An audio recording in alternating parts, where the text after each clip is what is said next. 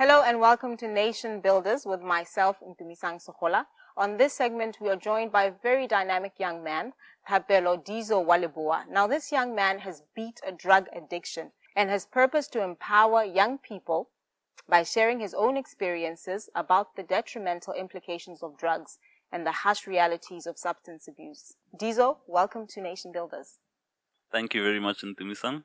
And thank you for the privilege and the opportunity to come and be a part of your show and to share my story with you and your viewers. We're very happy to have you on the set. We know that drug addiction or drug abuse has been such a big problem, especially in our society and among the youth.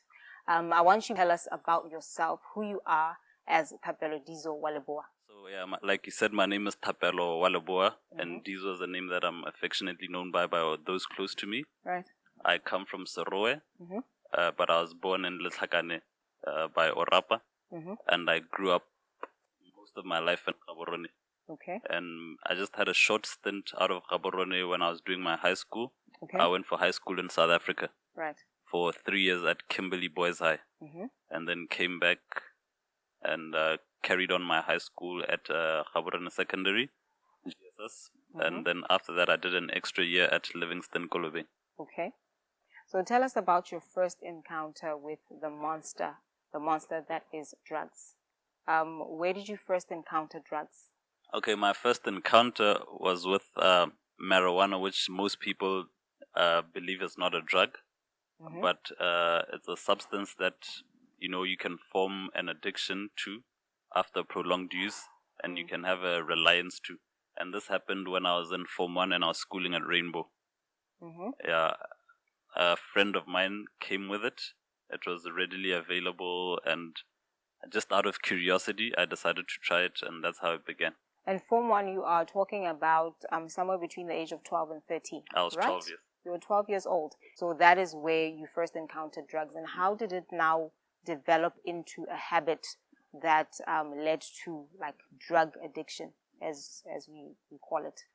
I think it was an issue of association, like the kind of people that I was moving around with. People are coming from all different walks of life, from different situations. Like there was those who were drinking, there was those who were smoking marijuana, there was those who were smoking cigarettes. At the time, I wasn't too much influenced by people, but I made decisions on myself, by myself, and I decided to experiment with marijuana, and I liked it, so I continued doing it. Right. I experimented with alcohol, and I continued doing it. I was exposed to some of these things through the media, stuff like cocaine, and then I've always had it at the back of my mind that this thing, how they glorify it on television, just made me curious and want to one day experiment with it. So the access to these things, you're in Botswana, in Gaborone, right? Access, where are you getting these things? Are they readily available? Where are you getting them? And at home, how are you able to conceal this? Or were the people around you ever able to pick up that there was a problem that was brewing? Whatever you want in life, if you're going to look hard enough for it, you're going to find it. But with drugs, you don't even need to look hard or look far. For instance, like I'm saying, it's a referral kind of thing.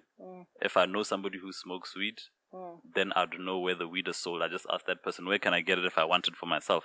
And then he introduces me to those people. Then next time when it's not there, I just ask, where's the next place that I can get it? They tell me to go to the next place. And that's just how it happened. And then in terms of concealing it, my parents always suspected, but they didn't have proof. Because I wouldn't be carrying it on me when I'm in the house. The only thing that they would have maybe is like if my eyes were red. And then they'd see that something is a bit offish. But eventually somebody suggested to me that eye drops can just make your eyes clear again, and then you're going to look brand new. So then I opted for the eye drops, and that helped me in concealing it. Okay. Based on your own journey, what did you go through? What are some of the highs and lows that you went through to a point where you decided that, you know what, this is enough? I don't know if you ever reached a point where you realized that you are in too deep and you are in trouble and you wanted to get out. I want you to lead us to that point. Okay, with the marijuana, you kind of develop a reliance on it. I always want to have marijuana before I sleep, before I eat, or when I feel like I'm stressed out. I just associate it with certain situations.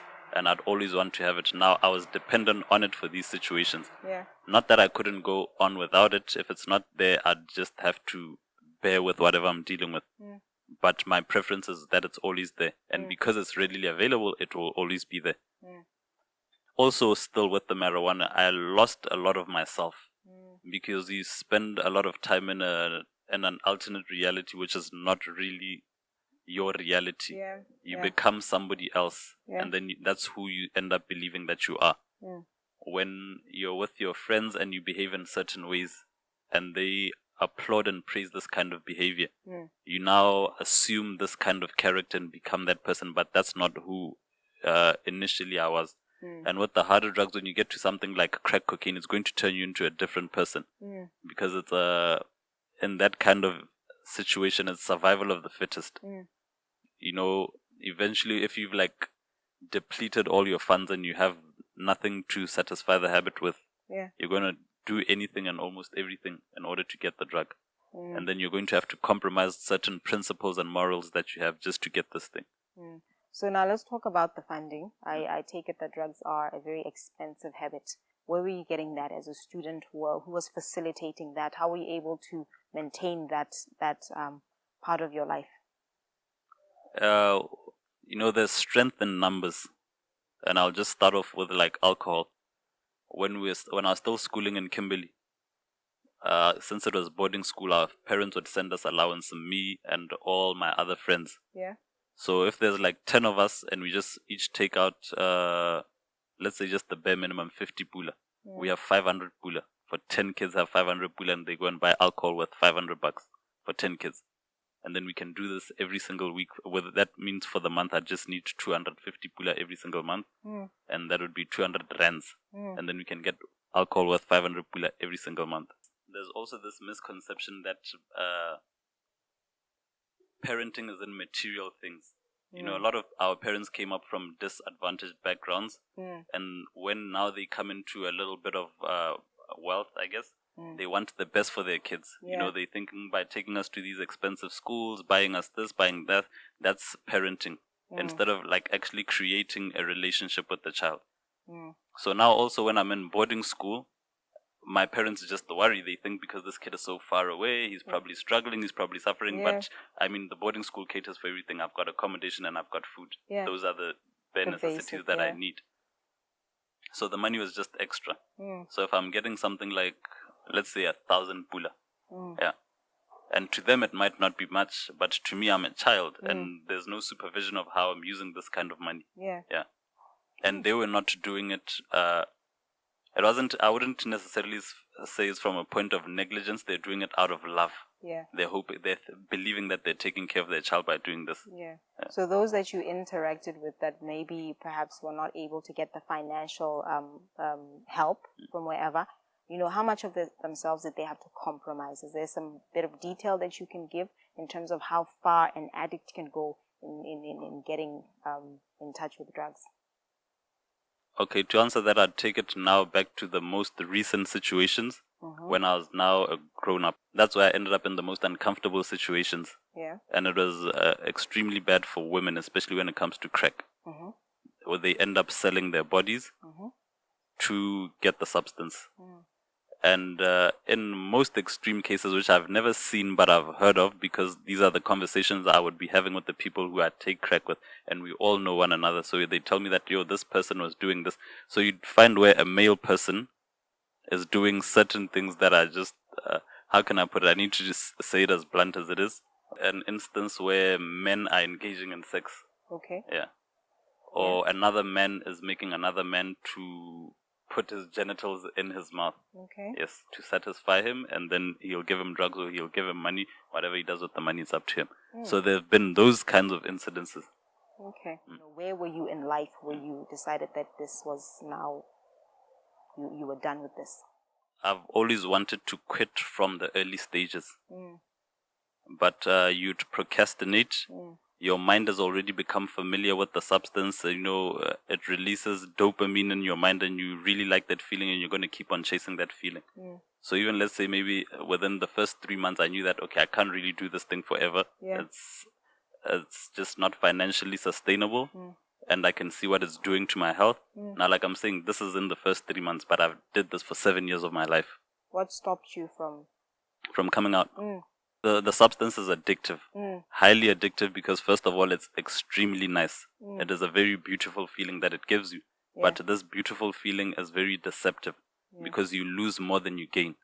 Were you actively looking for help and those that could help you come out, or were you trying to do it on your own? I was trying to do it on my own, and I believed I could do it on my own. So I was deceiving myself, thinking that, no, I got this, maybe next week, then next week, then next week. Yeah. And then before you know it, eventually you just stop trying and you carry on enjoying, because there will be different seasons where you always have enough of everything. You meet new people. Maybe you meet a rich friend who's always buying the drugs. Then that friendship fizzles out.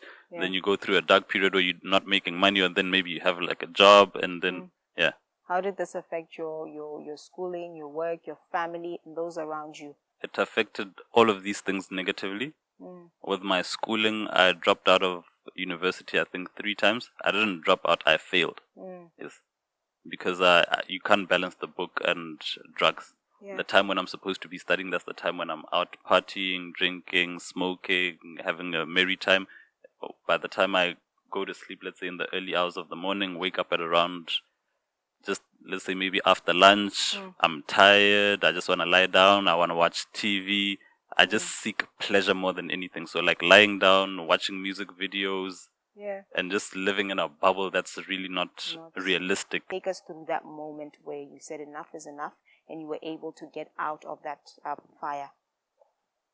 Okay, because first of all, I couldn't reach out to anybody because I was trying to hide the problem.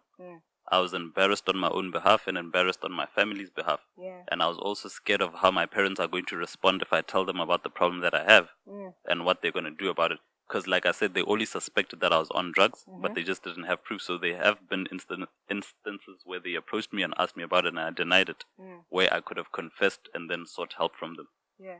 But the main thing that got me out is I've always believed in something greater than myself. I believed in God. So I would always pray. There would be nights when I'm coming home and I am depleted. Maybe I've been up for 2 days. I haven't been eating correct. I haven't been drinking enough water, and my body's just, I felt like it was eating me from the inside. Yes. And then when I get home in such situations, I would always pray. I would be so desperate. I'd put on these religious channels. I'd watch Emmanuel TV. I'd put my hands on the screen. Yeah. You know, little did I know that something was actually happening. Yeah. Because I did have an encounter with God, which is eventually what got me out. Yeah. So all of these things were building up. The hunger and the desire was now becoming greater than the love that I had for the substance. Yeah. And when I did get an opportunity where I did have an encounter with God, I was willing to do anything and everything to stay out of this thing. So this encounter came. There was one day where I woke up on a Sunday morning and I just knew that I had to be in church. I don't remember much of the message, but I just remember when they made the altar call, I was one of the first people up there. I was weeping uncontrollably. The tears were very warm. I didn't understand what was going on, but it was just all a very nice feeling inside of me, and this feeling of relief. Wow. I felt like a weight had been lifted off my shoulders, and that was the beginning of my change. Yeah.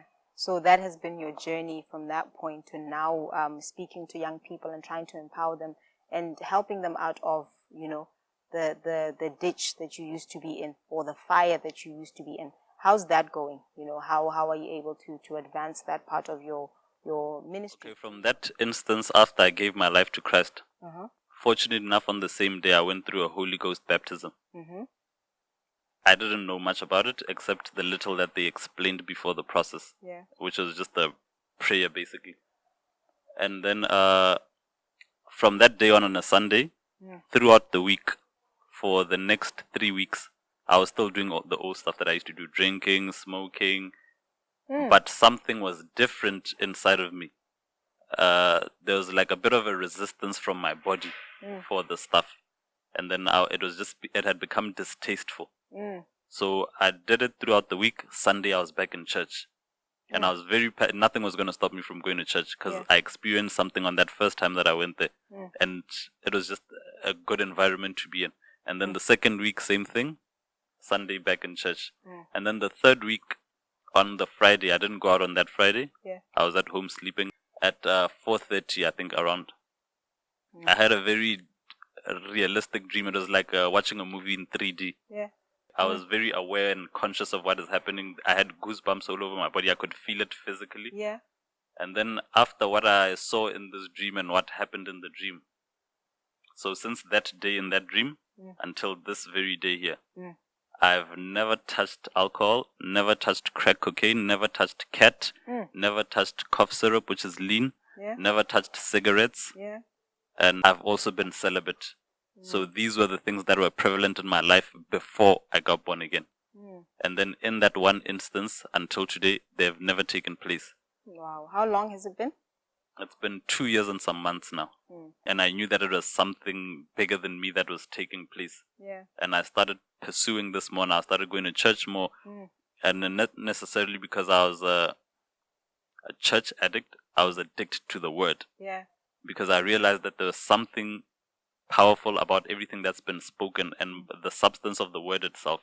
Yeah, this is why I'm so intrigued by your story and your encounter, because not once do you mention going into a facility, going to a rehabilitation. You had that one encounter with God and He took you out in the blink of an eye.